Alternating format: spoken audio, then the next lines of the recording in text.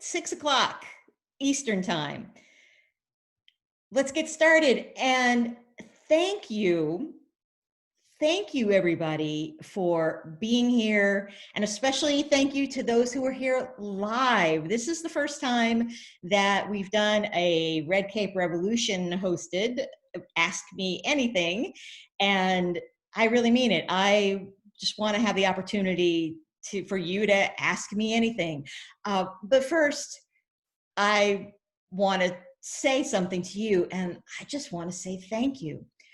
I mean, you're the reason that we get to do the work that I do, that we get to help each other, that I have this great insider community. I mean, it's all about you and you helping each other and you supporting the idea of what it feels like when you have a Red Cape career, when you are really soaring through work and your life. And I know that that has not been easy for a lot of us this year. And quite honestly, it hasn't always been easy for a lot of us for the past several years. And so I'm so honored that you showed up tonight to ask a question, to hear answers to questions, and just to be part of us trying to keep each other's Red Cape soaring and keep each other just moving forward in the world of work. So thank you for being here tonight.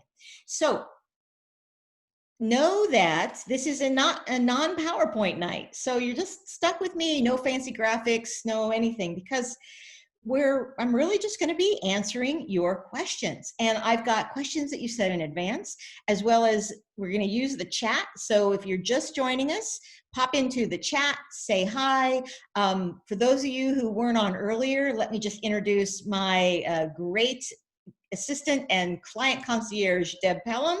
She is in the chat and she'll be popping in the chat to answer questions if there's a technical problem, and also just to be adding different resources and links and help keep me on track. Also, Deb's going to help us with what we're going to do throughout the evening, which is also give away some goodies as thank you to you coming. And so I've got like a stack of a list, and it's probably going to come up backwards because it's like on video, but I wanted to remind myself what goodies we were giving away tonight. So because you're here at 6:02, right, top of the hour, but I want to give away something that I feel is really valuable for a lot of us right now. And all I can really give of you a value is myself and my time and things that I provide to my clients. And so we've got a free one of my deep dive strategy programs. That's what this says here. It's probably does it show up backwards? It probably shows up backwards. Tell me if it shows up backwards. But that we're going to give away to somebody on this call right now. So here's how you kind of raise your hand to be in it. So Deb's going to pick a number in her head. We know how many people are on right now as of this moment. But here's the question I want you to answer. And there's no right or wrong. Just to be entered in it, you have to just answer the question. And if you don't want to answer it, just say, hey, or just something like that. Oh, I thank you. Someone says it's not backwards. I appreciate it. Thanks. So if you would like to be picked as a winner of a deep dive strategy program with me, which is basically a few hours session plus pre-work plus follow-up, where we get to go deep into something that you need to work on in your career, in your work life, for your future. It can be really, really specific. And it's a great way just to kind of clear the clutter on some things that are happening. So if you'd like to be in that drawing, here you have to answer the question. So get ready. And again, there's no right or wrong. You just have to chime in. Question is, why did you decide to join us tonight? Okay, so 30 seconds. Why did you decide to join us tonight? So just chime in, and from everybody who answers the question, we're going to pick one, and Deb's going to make sure you get a deep dive career strategy program with me. So you've got 30 seconds, dive in. And I'm putting this aside so I remember we're going to give that away. Yeah, isolated, boost a red cape. Good. We're giving that kickstart, career development, professional growth. And remember, no right or wrong. Okay, just a few more seconds. Chime in. Feeling stuck. Yeah, stuck. That comes up a lot, right? Thank you guys. Yes. Okay, and 3, 2, 1. Okay, that's time. So Deb, you're going to pick a winner. So Deb Pelham is going to tell us in the chat who the winner of this is. And if it's not you, the winner is Jenny Crooks. Okay, congratulations to Jenny. You get one of my deep dive career strategy programs. So I'm honored to have a chance to work with you as a thanks for being here. But don't worry, guys, there's more stuff coming just because it's so fun to get a chance to, I don't really see you, but I get a chance to connect with you a little and hear the issues that are going on for you. So let's dive into the Ask Me Anything. So I've got some questions to start, but if you joined us just a little bit ago, chime into the chat. We're just going to keep everything in the chat. So if I miss your question, Deb's going to make sure that I don't. If for some reason we've got so many questions, and I actually do have a lot of starter questions, that we don't get to yours, we're going to make sure that we go through the chat, that we make sure that everybody gets their question answered, because that's my commitment here to you. So here's the first question. Okay. So this might be something that is on a lot of your minds. I'm frustrated. I've been out of work since May. I'm networking. I'm on LinkedIn. What else should I be doing? You know, one of the reasons that I picked this question first is that even if you're not out of work, that there are things all of us can do right now in a time that feels very uncertain to help us support our careers, to support each other, and to be able to continue to grow in the way that we want to grow. I saw some of you say that you really want to, you're here because you want to grow, that you always like to learn, you always want to make sure you're growing. So a couple things on this question. Before the pandemic, you may or may not realize that job search was usually taking between 3 and 5 months. And it's probably no surprise to you that that's also expanded in many cases. On the other hand, there are industries, there are areas where there are opportunities that are popping up new all the time. Someone asked me the other day, how is it that the same company could be laying off people and then also hiring people? Well, here's what's going on that you may not realize, is that organizations are taking an opportunity to rethink and retool for the future. And, you know, in many ways, it's kind of what we're all doing ourselves, right? And so as they're doing that, some areas of their business need to be reduced and some areas need to be increased. So our roles as we're looking at companies and work and business is to follow the pain. Like, where is the pain? Whether it's in my own company, whether it's in companies I'm interested in, or a profession that I'm interested in. Because when our job search isn't working or when our work isn't working, often we need to step back and find where's the pain, where's the problem, that also then the things that I can uniquely solve. So it may be something like recognizing that in, let's say, an industry like logistics, that there's a lot of demand right now that moving things around it needs to happen, you know, faster and faster and smoother and smoother. It's like, okay, great. What are the companies that are trying to move their products around faster? What about, is there healthcare? Is there something that's in my location? But it's kind of like being a detective in many ways and thinking differently about jobs, and not just waiting for a job to be posted. And this also goes for when you're looking for change if you in your own organization.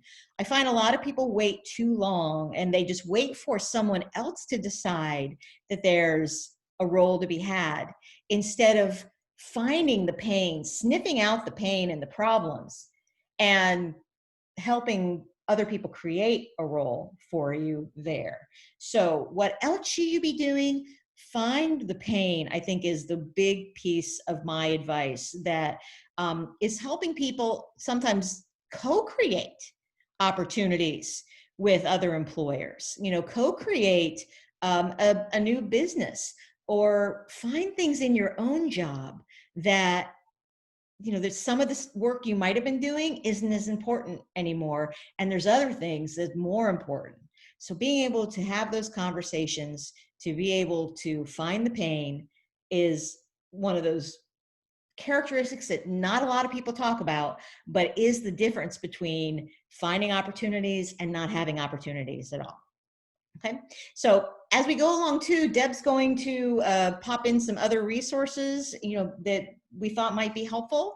So, and we'll make sure you get those sent out with the replay as well. So there's probably a lot more to be said about what else to do, but for the sake of time, I want to make sure that that's one thing, that finding the pain is a big thing about when when your work's not working.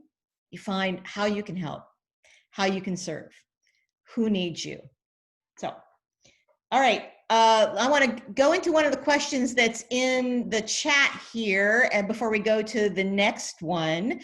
So let's see. Michael, you asked, how do you decide between two equally positive and promising opportunities? Good for you, Michael. That's great, especially when you're in circumstance where you aren't crystal clear with what you want to do when you grow up. Anybody relate to that? If you do, chime in, say hi. Yes, give Michael some support, because it happens, right? And good for you that this is a reflection of what I was talking about before, that there are people that are hiring. There are companies that are growing. There are professions that are expanding. So also don't lose the battle of the brain, as I'll often call it, and think that, oh, there are no jobs out there. There's nothing for me. There's nothing, no one's ever going to hire ever again, because it's just not true. And also it just doesn't help. So how do you decide between two equally positive and promising opportunities when you're not quite sure what you want to be when you grow up? One of the filters that I'll often suggest that people use, I think I mentioned it a minute ago, is who do you care about serving? Often we focus on what do we want to do, but I'm finding increasingly this question of who do I serve? Who do I care about? Who do I want to work with? What are the kinds of people that I want my work to make a difference for? Can sometimes put a better filter on helping us do things that are in our superpower space. That instead of us putting ourselves in a narrow box of, I'm a consultant, or I'm a executive assistant, or I'm a communication professional, that we can think more about the end game, the end state. Who is it that I serve? Who are the people I care about? What are the situations that I care about? Where am I curious? I think that sometimes if there are two things that feel equal, paying attention to what's not equal in terms of the types of people and the types of experiences that you would get. So that's the first place that I would start, Michael. If I think those things aren't clear, then here's another reality. You're not going to make a mistake. The truth is that we all can only make the decision that's at the best knowledge that we have, that's right for us at the time. A lot of times when I am coaching with people and helping them figure out different types of career steps, people will get frozen. I saw a lot of people you earlier in the chat say, well, I'm here because I'm stuck. The truth is, the decision you make is going to be the right thing for you at this particular time. A year from now, could you go back? Could you, look back and say, oh, well, knowing what I know now, I should have gone left instead of right. But the truth is, you don't know that right now. And you didn't know that until you've had the learning experience that it took you over that year. Does that make sense? This is the hard part about not having your faces to know whether this is making sense or not. But I find that we beat ourselves up so much, and we really don't need to.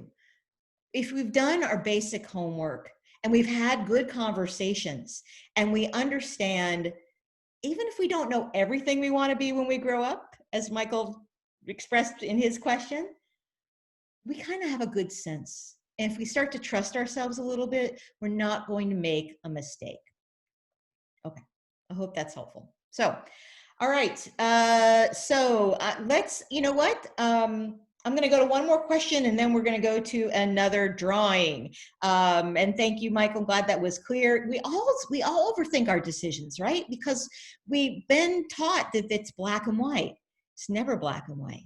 But if we don't step forward, we don't move. And as my dad used to say, even if you fall on your face, that's still moving forward. So we hope you don't fall on your face, but whatever decision you make will probably be a good one for you. All right, so here's a question from Becky. Continued evolution typically presents new opportunities. How true? Yes. No matter if we're in a pandemic or just a regular old day after Labor Day, right? How can I be ready for what may lie ahead in 2021? How can I keep growing and developing? I saw a lot of you say that you're here because you want to grow, you want to continue developing. Thank you for the question.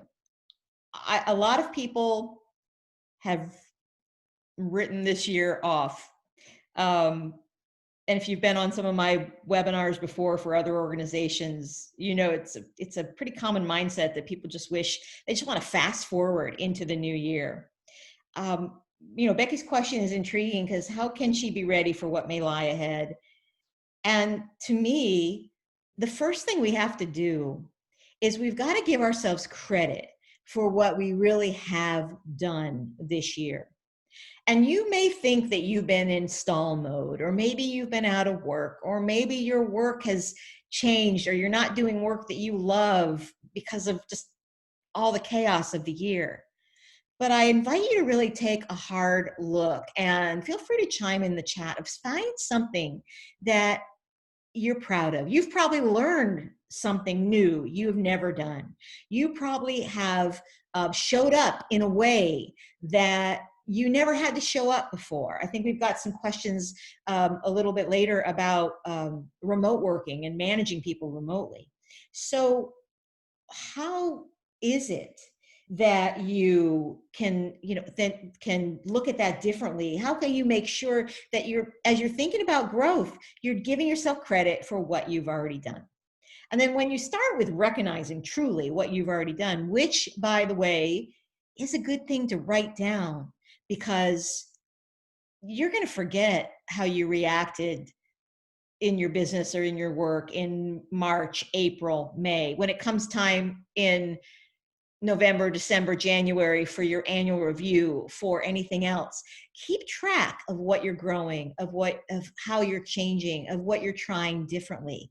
This is important. You're going to want this information to remind yourself too of progress.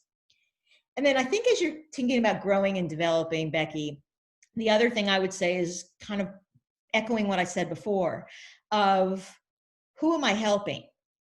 Less about what I want to be doing and more about who I want to be helping. And if that's not feeling it's on track, then you have a chance to shift. If I really care more about these people in my audience or these people in my company, what do I need to learn to get there? Do I just need to spend some time with them? Do I need to understand their pain? Do I need to understand what the problems are? So that's a way you can keep growing and developing, by asking those questions, following your curiosity, and remembering that you have done a whole lot more this year than you give yourself credit for.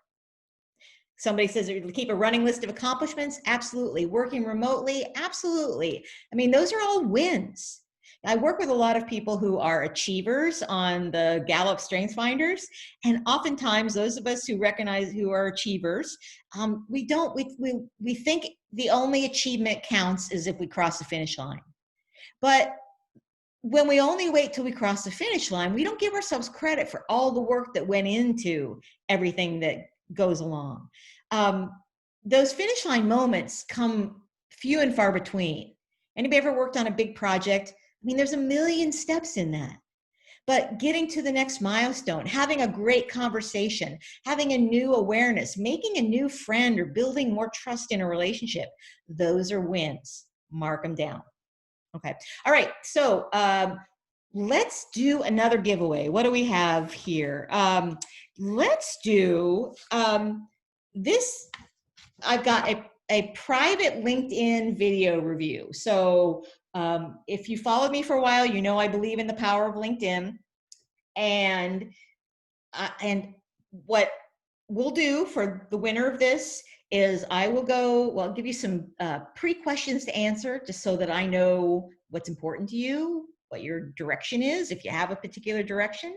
And then I will record a video of me going through your LinkedIn profile and give you some tangible, specific things that you can do with the free version of LinkedIn, because I really do think it's all you need for most situations to be able to ramp up your presence on LinkedIn so that you can use that powerful tool to show the world your superpowers and get whatever you need, whether that's opportunities, whether that's visibility. So the private LinkedIn video review. So here is what you need to do. So here's the question. Again, I'm going to ask a question and all you need to do is answer it. There's no right or wrong. There's no judgment. And then Deb is going to just randomly select one from everybody that answers. Here's the question. What's the one word that describes you at your very best? Okay, 30 seconds. Remember, there's no right or wrong. One word that describes you at your very best. Chime in for the chance to get your private LinkedIn video profile review. That's a mouthful, right? Private LinkedIn profile video review. Okay, chime in. We've got capable, confident, capable, helpful, energy. All right, just a few more seconds. Chime in. I love passionate. Shining. I love shining, Eric. That's awesome. And 3, 2, 1. Okay. All right. All right. And the winner is Tammy. Okay. All right. Tammy's the winner of the private LinkedIn video review. See, I just said it right that time. What a gift. So, all right. Fantastic. Congrats. So thank you. Thank you for playing. Thank you guys for chiming in. Again, if you have a question, dive it right into the chat, but I'm just going to keep going through the questions that came in advance. And also, if you win something tonight, Deb Pelham, my client concierge, my awesome assistant, we'll be in touch. Look for email from her and we'll get you all set up with whatever the goodie is that we're giving away. So that's how that will work. Okay. All right. Here's a question from Lisa. Hi, Darcy. Hi, Lisa. I've worked for the same company for about 7.5 years. I'd like to move into project coordination, but I feel like the company's put me in a box and I feel like there's limited room for growth. I've expressed my desire to expand my role and I've done it unofficially and I did a great job at it. Good. I love it when we take credit for the work that we did. My manager likes having me in the role and in the role that I'm currently in because it benefits her and she doesn't seem interested in my growth. How do I get out of the box with this organization, or is it time to move on? Anybody ever get stuck in the box? Anybody ever have a situation where you feel like, okay, I was really good at this thing for a period of time, and then now I've grown, and yet they're still looking at me like the thing that I was and not the thing that I am now or the thing that I aspire to be. Casey says all the time. I remember this happening to me early in my career in HR and communication consulting, that, the person I had grown to was not considered to be, I mean, people were still looking at me as the person who started. And I had a mentor tell me once, you can't be a preacher in your own backyard. And I think that's true in some cases, but for a situation like this that Lisa writes, here's a couple of thoughts of how to get out of the box and how to create new opportunities doing something that maybe not totally different, but that's more in line with, as you guys know, what I call your superpower space. So first of all, the mistake I see a lot of people make is not getting specific about what they want.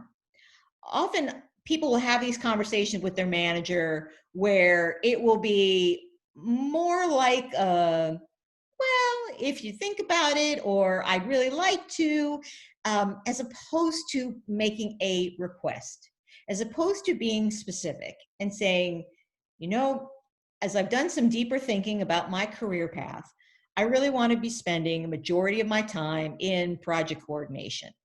What are the one or two steps that I can take to be able to have those opportunities here?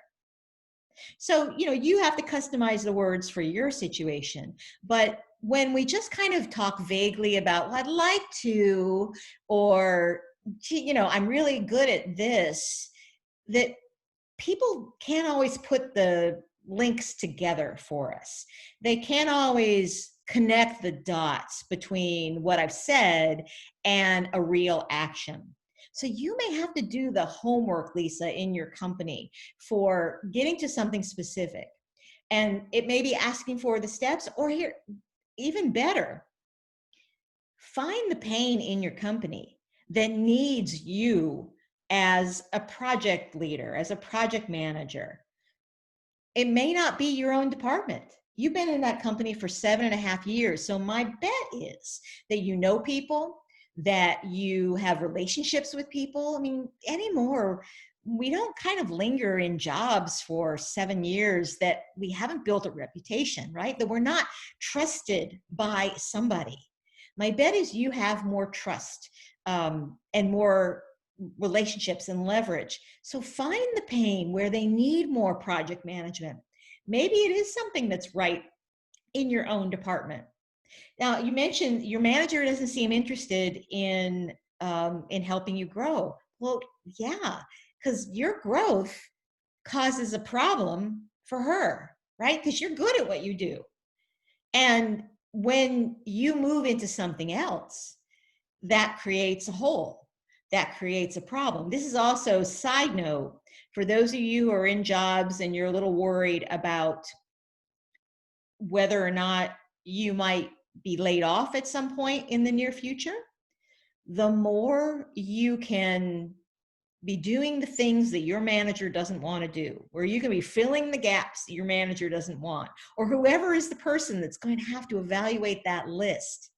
This is finding the pain, right? Where are the problems?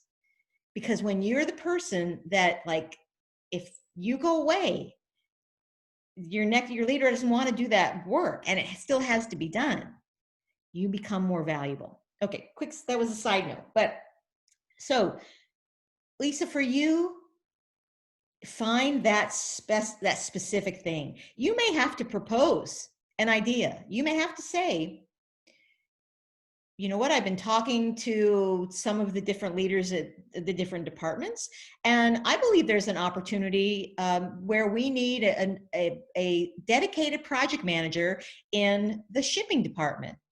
Would you be open to me mapping out what that could look like?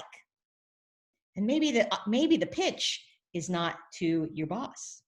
It could be to the person who has the pain.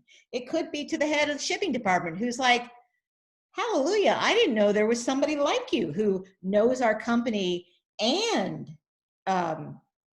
also can can do project management. So get specific with that.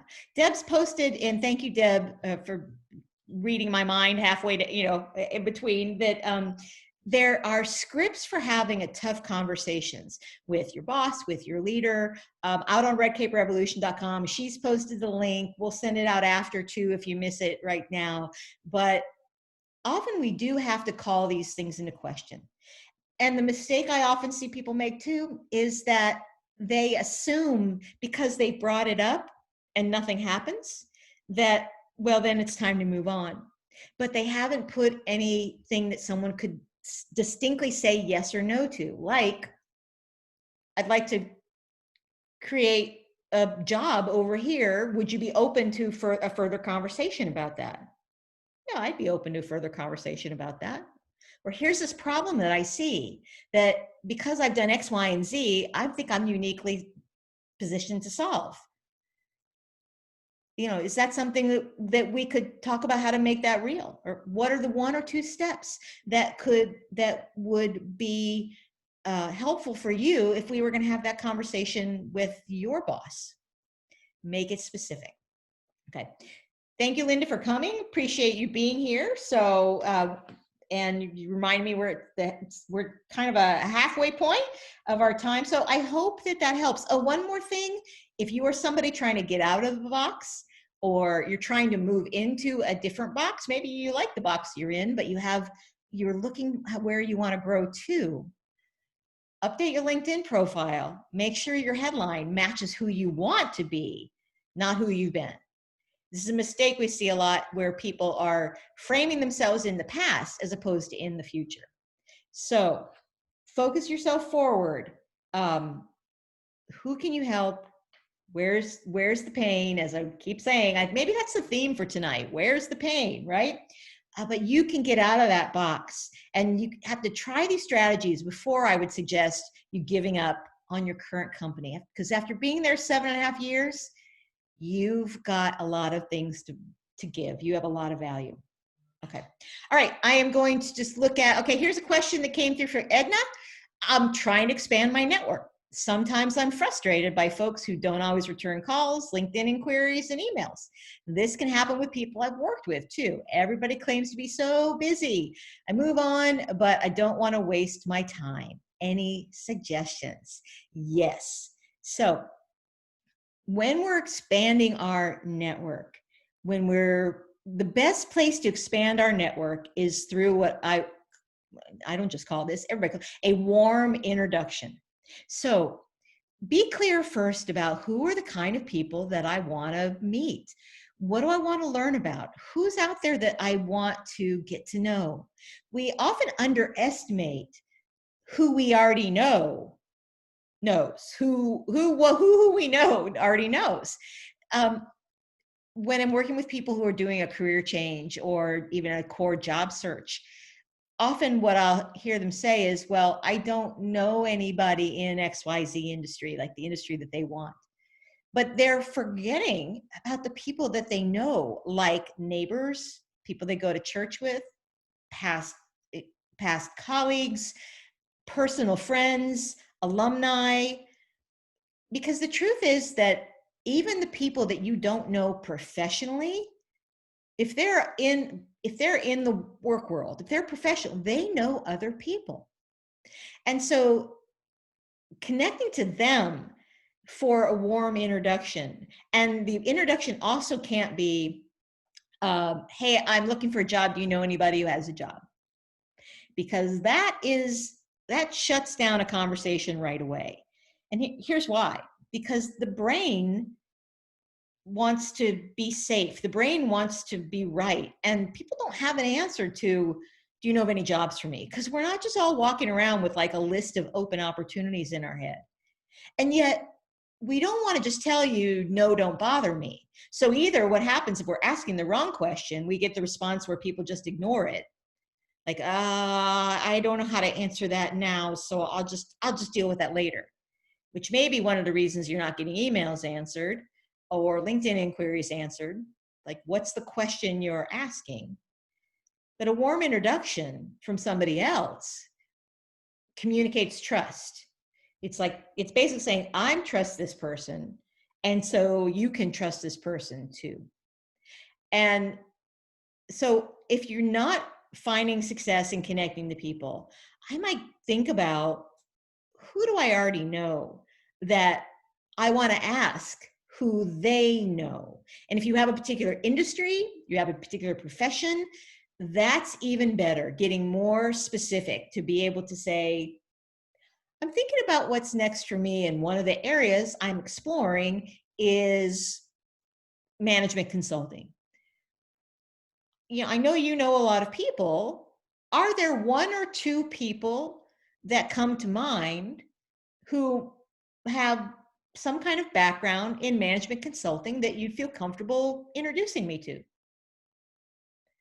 This is another beautiful thing about LinkedIn, is that you can often see who your friend might be connected to, and you could ask them specifically. And I would do it in email, not in LinkedIn. But giving people something specific to answer, what you might have noticed in that phrase is that I said, what, one or two? It helps the brain not go into that overwhelm. We're asking a narrow question. We're asking something that pulls the field down to, oh, you one or two people in management consulting. Well, let me look at my LinkedIn profile. Oh yeah, Bob. Yeah, Bob would be happy to talk to somebody. So target those questions more. One other thing too that I think we all want to be aware of is that email goes so fast these days. And the service providers, whether you're Gmail user or Outlook or your own company email, the filters are harder and harder to get through. If somebody doesn't know you, and I'll tell you, you guys are all on my part of my insider community. I bet there's been times when, even if you've been reading my emails and responding and been part of our community for years, that every once in a while, something goes into spam, something goes into another folder. This happens with our personal emails as well. And so I always say, assume positive intent. That just because you've emailed somebody doesn't mean they've opened it. It doesn't mean they've read it. It doesn't mean they know what to do about it. So persistence, positive persistence, if it is somebody that you really want to connect with, if it is somebody that there's a reason, like, where you could be of value to them too. Remember, it's not just all about you. Who do you want to help? Then follow up, follow up, follow up, follow up. I think often this is a place we fall down because we tell ourselves, oh, I don't want to be a bother. Oh, I don't want to be annoying. Well, if you are coming at the networking, at the connecting from a place of, I'm just looking for who I can serve. I've got something that I can help somebody with. So of course I'm going to continue to follow up. Then it makes it a lot easier to follow up. And you know what? The people that you're talking to or you're reaching out to, they're adults. And if after 4, 5, 6, 7, 8, 9, 10 tries, they don't respond, let's say, they're responsible for their own behavior. Like, if they piss them off, so be it. Your intention's not to do that. You'll never hear about it because they're never going to respond. So I would rather see you take the risk, ask for the introduction, ask the right question that makes somebody be able to answer you easily without having to burn a lot of brain calories, than to just give up. So I hope that helps. So let's go on to the next question and see, to make sure that so that was Edna's question. So Eric, okay. Tips on applying for jobs in different industries with no actual work experience, but superpowers fit for the job. For example, fashion sales to medical sales. Great question, Eric. So here is one thing that triggers me in what you're in even the phrasing of that is applying for jobs. So just to say it, the application process, the online press a button, upload a resume, all of that is broken. I don't know if we have any recruiters on here. I have several recruiters who follow our work and are part of our insider community. But it was broken before COVID. It is even more broken now. So when we're thinking about applying, most professionals and most people who follow the work that we do, you're not straight out of school, right? You've got some experience. Your likelihood of getting a callback, of getting noticed through an application is slim to none. What your advantage is back to Edna's question, is about people, is about connecting to people. Because people don't hire resumes, people don't hire applications, people hire people. And so if you are wanting to make a explainable transfer, I mean, fashion sales to medical sales, the audience is different. Is the core of it the same? Is the core of sales? Like, how do I help identify my audience? How do I help market them and solve their problem, whether it's they need to look great on a Saturday night or they need to have the right tool in their toolkit to help a medical problem? I mean, there's commonality in that, but it doesn't communicate on a resume. It is even difficult to communicate on LinkedIn, although there are some ways that we can do that in our about section. Communicates person to person. And so my recommendation is to stop spending time applying to things. And you didn't say you were, I'm picking on you a little bit, Eric, but to start upping the conversations you're having, and with the conversations with people in the field where you want to go, where you are positioning yourself, not as, I'd like to be in medical sales, but I am a salesperson. I've just happened to have been selling in the fashion industry, and I really like to learn more about selling in the medical industry. And having those conversations allows someone to see that, hey, this is a professional. This is not a kid. Like, this is a person who knows what sales are and how commissions work and all of the aspects of that. And those conversations lead us to the pain. Where is the pain in the medical sales industry? What are the places that, who needs to be hiring fast? What can you learn on your own? What do you need to learn from a company? So that's a way, really through people, not through applying, that that you can help you jump forward. So I hope that's helpful, Eric. Thank you, Edna. I know you need to leave. Melissa, yes, the plan is that we do have kind of a collection of links. That here's the insider scoop, that we are trying to update some of the free tools section we have on my website. And so some of these are kind of naturally falling into categories. And so we've been organizing them anyway. So we'll have them all for you too, so you don't have to go look at it now. So great. Okay, let's do another giveaway. It's getting to the top of the hour, and I promise you we'd go as long as we can answer the questions, but I don't want to keep you too long. So here's what I want to give away now. Okay, a Power Hour coaching session with me. Okay, this is what it sounds like. It's a power hour. It's going deep for an hour. Often with my ongoing coaching clients, we will do this every other week, but the hour gives you the chance to go deeper than you can just with a regular consult and chat, and get really, really focused on an action that's right for you. So here's the question. If you joined us late, all you need to do to enter is just to answer the question. Just say anything. You can even just say pizza. I don't care. It doesn't even need to make sense. But here's the question. What's one thing you want to grow in yourself for 2021? Okay, one thing you want to grow in yourself for 2021. All right, so it's going to take 30 seconds and go and add them into the chat. So confidence, positive, confidence, fearless, video editing skills, something very specific. Great, that's really pizza, yay. I know I was just starting to get hungry. Sorry for the pizza crack. Courage to start my own business. Yes, so just about 5 more seconds. Chime in if you want to be in the drawing for a Power Hour coaching session. No right or wrong. Share my story, service, negotiation, advocate. Great. Okay, and that is time. Okay, and now the mighty and powerful Deb Pelham is going to randomly pick. The winner is Lisa R. Okay, believing, great. Believing, yes.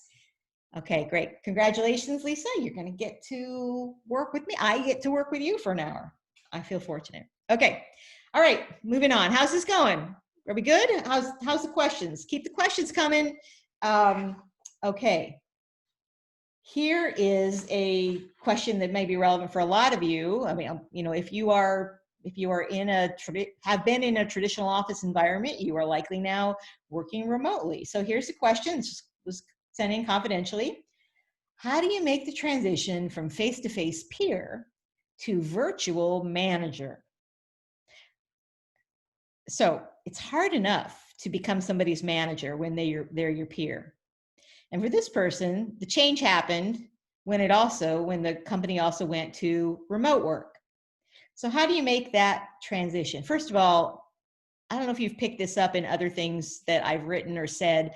I'm not a fan of the word virtual. I kind of think I'm real. I just happen to not be with you right now. So I'm not virtual. I'm real. You're real too. You're here. So side note on that. But how do you make the transition from the peer to the manager? And especially when you can't be in person, to do what really is the gold standard of becoming a good leader, a good manager, is trust. So I think you have to think carefully about, how am I having conversations that create trust with this other person? And creating trust often happens more by asking better questions than by telling people more things. I mean, you can say to somebody all you want.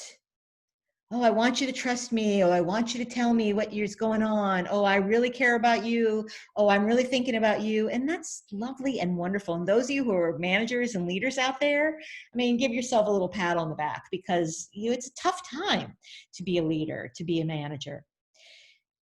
But trust is always going to be the glue that helps you through the tougher times.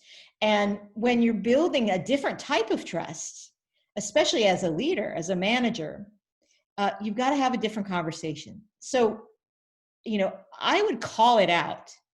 I would have that conversation with somebody to say, I just want to take a step back and admit that this is a little awkward.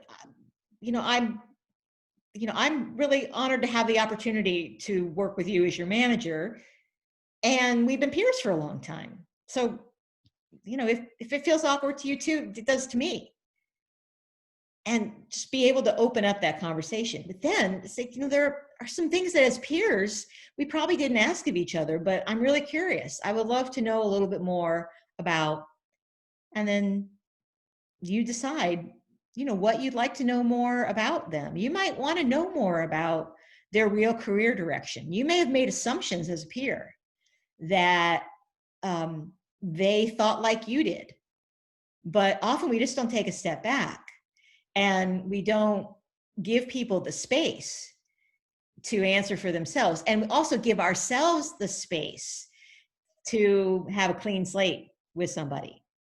So I would start with, kind of that, first of all, admit that it's awkward, admit that you might not know exactly the right thing to do. And you might also ask them to say, I'd like your help on this. I'd like us just to have some ground rules that, can you call me out on my stuff? Or if there's something else you need, you have my permission to speak up. I do have a client where one of the things, when she took on big new responsibilities, managing, especially in a remote environment, that we really had to help her structure some time in her schedule to have what I call a step back conversation. We're so focused, and especially in this medium, that we just want to get efficient. We don't want to have a lot of chit chat. It's like we want to get things done. Or if it's chit chat, there's a few of us that are rolling our eyes, and there's other people that are enjoying the chit chat. But having that one-on-one space, that opportunity for somebody to take a step back and to hear you, and to hear that it's okay, that really asking, hey, I just want to check in. What's really going on? How are you really? What's one or two things I should know about you to help us move forward better? Some of these things are things we would always do remotely or in person, but I think they get magnified and they need to be more deliberate in a remote environment. So, great. So thank you for that question from Confidential. Also, I will point out Sheila is on, I think Sheila Nero is on this call. I think she shared her information earlier. She is also writing a lot on LinkedIn and doing a lot of remote expert work. So somebody else who has different tools and resources to do that. Okay. All right. Rebecca, shared some questions, a couple questions she's found helpful in establishing trust. What do you need from me? How can I help you make your life easier? Yeah, that's great. Another question I like is, what's the one thing that you don't think that I know? Or maybe that's not quite right, the phrase, but it's kind of getting at you expect that there is something you don't know. Maybe my brain is getting a little fuzzy as we get on into the evening, but being open to letting someone know that you don't expect you have all the answers. As a matter of fact, as a manager, your job is not to have all the answers. Your job is to ask better questions. Okay. So here is another question. This is from a different Becky. So, this is a really good one. I recognize that now is not a superb time to be searching for a new job. Others have been let go involuntarily and are desperately in need of a job. Yes, there's many of us, some people on this call too. But my current job is killing me. How much would it tarnish my resume if I were to take a short, perhaps 3 months break from the workplace to work through my thoughts, reprioritize, and begin the process of finding a new job? Is there anything I can do that would offset the damage and help future employers see the value of the time off and a renewed focus as something positive? So I've had this question several times. Hey, I'm exhausted. I need a break. What I'm doing is not what I need to be doing. I think I should just step back and rethink everything and then dive into the job search. Or I've also had people have this happen when they've been laid off, to say, well, I'm not going to dive forward until I have clarity, until I know what I want or where I am. And lovingly, I would suggest to you that rarely works. Here's why. Unless you know that you can financially afford to take, a break of a year or more, when you are telling yourself, well, I'm just going to take that 3-month break, I'm just going to put everything on pause for 3 months. What happens is first of all, you lose momentum. You get out of motion because you've let yourself basically, it's okay to change course, but when you stop, it's hard to start again. This is just the laws of physics, right? And when we're in a job that, and I really respect Becky's comment here of, my current job is killing me. One of the first things that I really suggest someone doing is, first of all, identify, is it the job? Is it a person? Is it an element of the job? Again, getting very specific, and this is where coaching can help to really unpack, because we're so close to it, right? We can't see the label when we're inside the jar. To really tease out, what is the part that's killing me? Because often there's something that's in there that may be an assumption that we're making, or it may be one person. and not the whole thing. So first of all, understanding what is the killing part. I had a client not too long ago who recognized that what was killing her was the volume of work that 60, 70% she was creating herself, and creating out of a sense of should, out of a sense of obligation, out of a sense of, but this would be the right thing to do.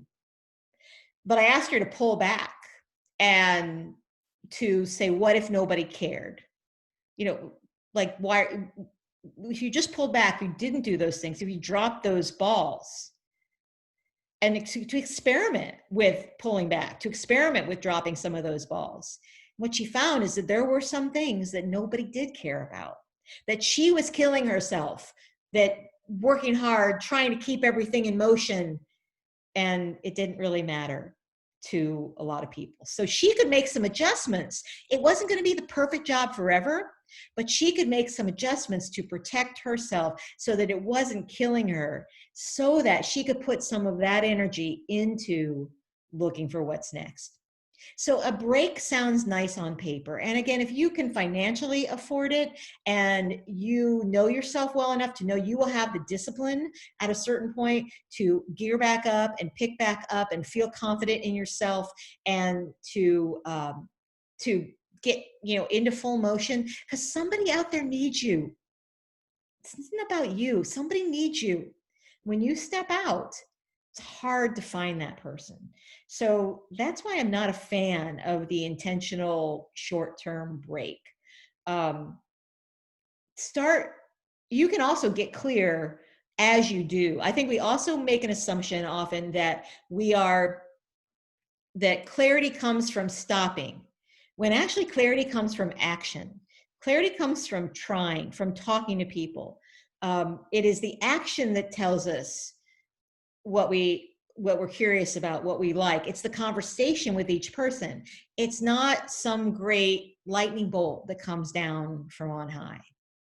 So we also, I think we have some other resources on clarity. I don't know if I had them in the list, but Deb, if you make a note for me, we can add it to what we send out, so that if you're somebody who you're thinking you really just should leave your job and you're not sure what you want, before you do that, I would advise you to do some of the work to get clear and just to take some actions now, before you walk out and don't have anything, you're not ahead of anything. So, okay. All right, we're coming up to the top of the hour, and I know some of you will need to go. And so let's give away one more thing, and then we'll go for just a little while longer for anybody who wants to stick around. And I'm so appreciative of all of you. For those of you who have to leave, or you're gonna leave because it's an hour and you gotta go eat something, or you gotta go somewhere, thank you. Thank you for being here. Thank you for being part of my insider community.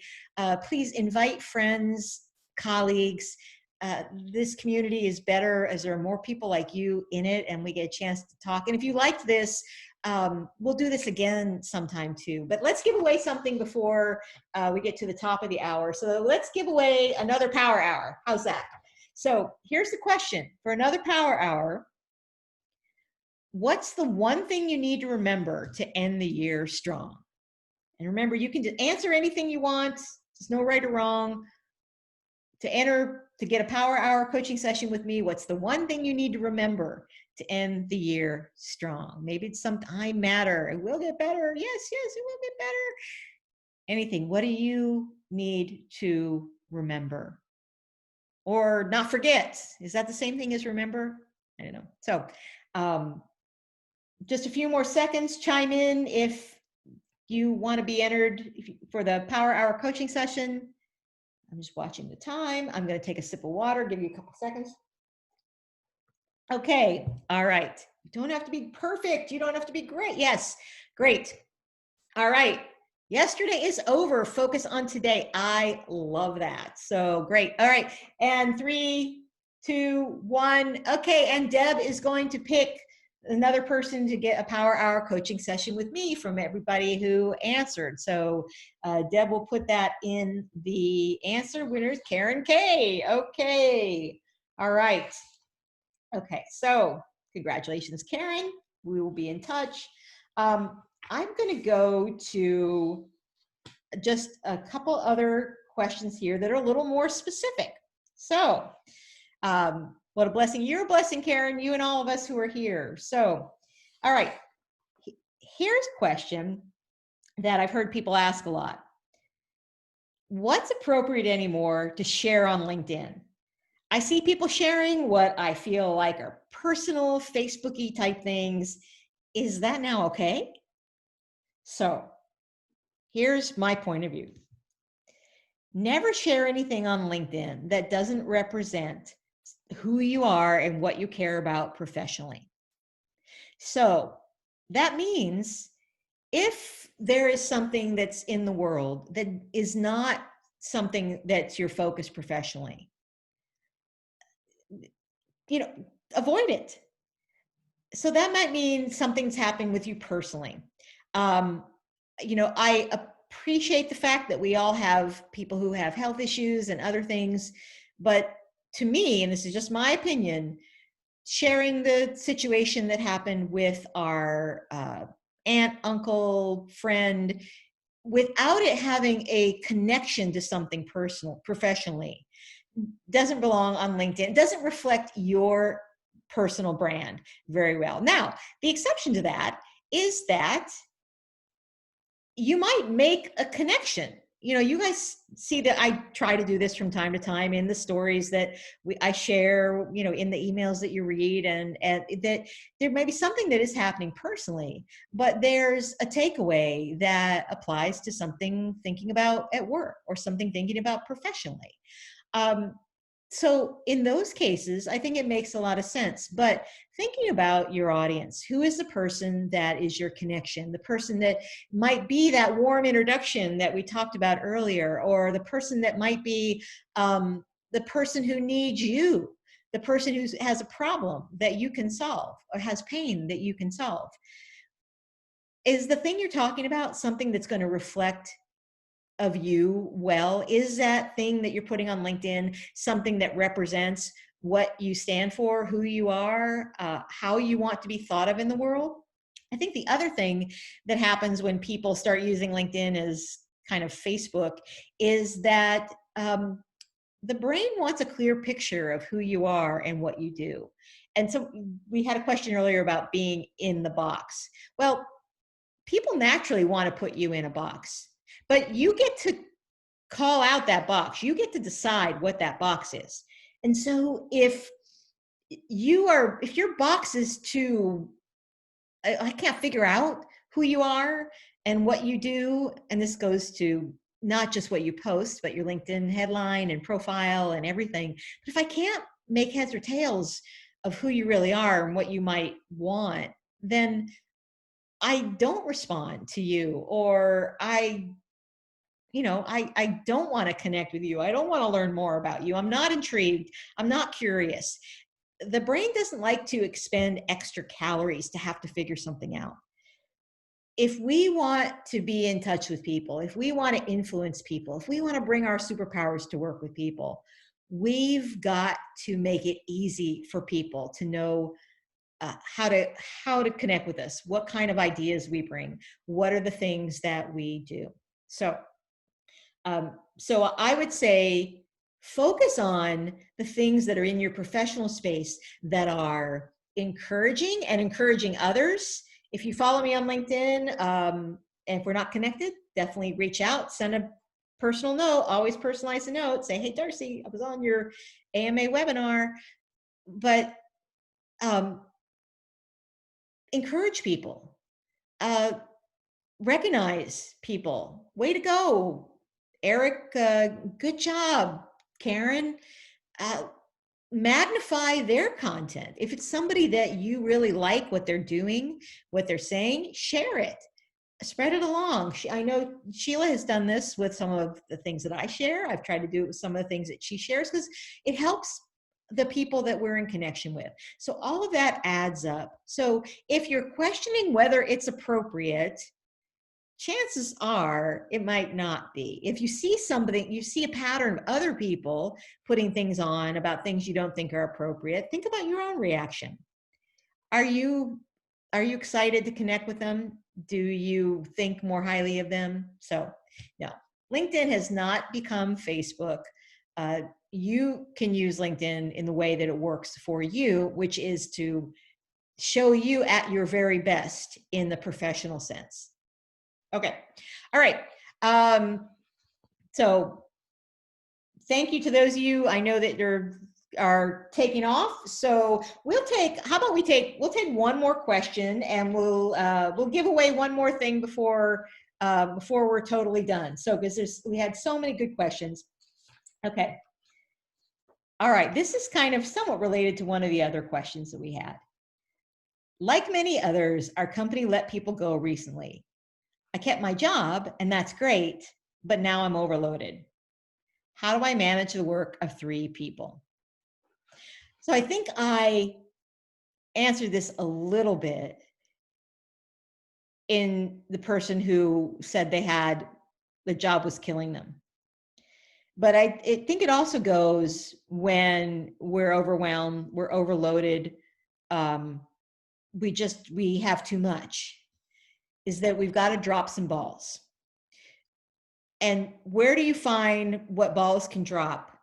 So I think you go back to what we talked about at the top of the conversation, right? It's find the pain. Because yes, everything that's probably coming at you feels like somebody's pain.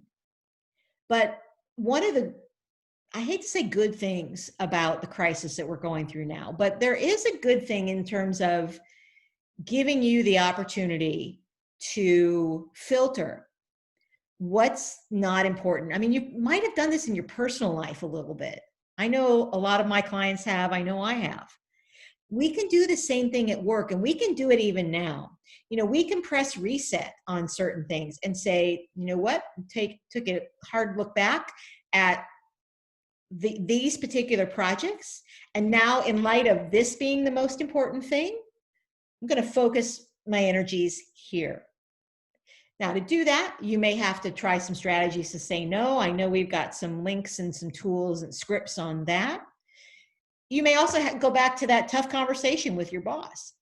But even though you're worried that, hey, my company's already laid people off, and so I don't want to be laid off too, I just need to sponge up all the work. You can't do that, because then what happens to you is then you're not successful, not only within yourself, but also it sets you up. And I had a client where this happened. Like, she thought she was being a good team player by trying to suck up all the excess work. But then her performance reviews went down because she missed deadlines. She dropped things. So you need to renegotiate the plate as it is. You need to figure out what to say no to, or better yet, not to let it add on, like to let that ball sit dropped, and to not be, to change the role. You may need to also have change the conversations with some of the people that you're interacting with. And I call this a relationship reset. And a time of change is a great time to do a relationship reset, where it's back to, I think we said, that's kind of that take a step back conversation. How do you go back and look at the real situation, have a conversation with the person about where it's been, where it's evolved, and make that recommendation as to where it needs to go next. So taking a reset time often allows you to not be doing the work of everybody that was gone, because your company made a business decision to let people go. And when they did that, the problem is that when we absorb it all around us, there is no pain for our leaders to recognize that, that part of the business isn't going to get done now. And when there's no pain, we saw this after the last recession, when everybody just scrambles to soak everything up, leaders don't know that they need to hire. They don't know they need to restructure or hire contractors. When you are soaking up and taking all the pain in yourself and not getting anything out of it, like opportunities, I mean, there's nothing wrong with working hard.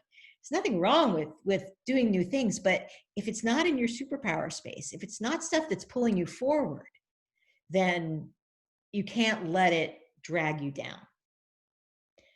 Okay. All right.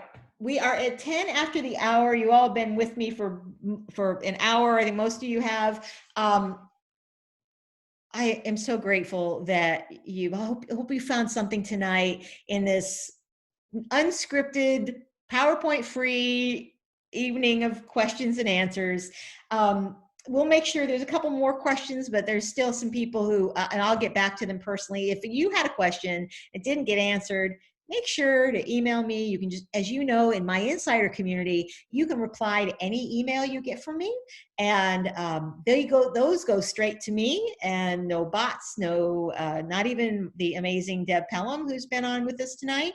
And I really work hard to respond to every single one. So you can always feel comfortable. And also, it's confidential. So if you need to tell me something, I'm here to hear it. So let's do one more private LinkedIn video review before we go. So, the last question, 30 seconds. And again, just chime in. You can say anything you want, but one word or phrase that you're walking away from tonight with. One word or phrase you're walking away from tonight. So something that comes to mind. So just take a couple seconds, chime in, and then we're going to give away one last private LinkedIn video review. So, all right. So here, confidence, encouraged. Couple more seconds. Don't give up. Don't give up. Yes. Oh, I love that. Find the pain. Find the pain. I've probably said find the pain, find the problem several times. And we miss this, right? But every job is pain that needs to be solved, right? If it's an open job, someone has opened it up, has created it because it needs to solve a pain. If you're going to have your own business, I think someone had questions here we didn't get to about opening your own business. What's the problem you solve? What's the pain you solve? That's the core of work, right? That's what work is. So, okay, last call for someone to chime in for the drawing for the private LinkedIn profile video review. It's a lot of words. I need to come up with a simpler way to say that. And okay, that's it. And Deb Pelham, please pick our winner. And we got Rebecca G. Okay, all right. Thank you all. Thank you so much for being here. I appreciate you. Thank you for being part of my insider community, for joining us tonight or this afternoon or this morning or wherever you are in the world. We will be sending out this replay along with some of the links, and of course, you'll see me pop into your inbox as I usually do every week. I appreciate you.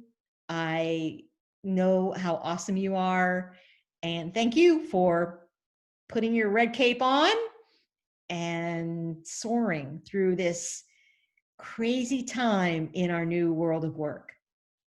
Appreciate you very much. Bye for now.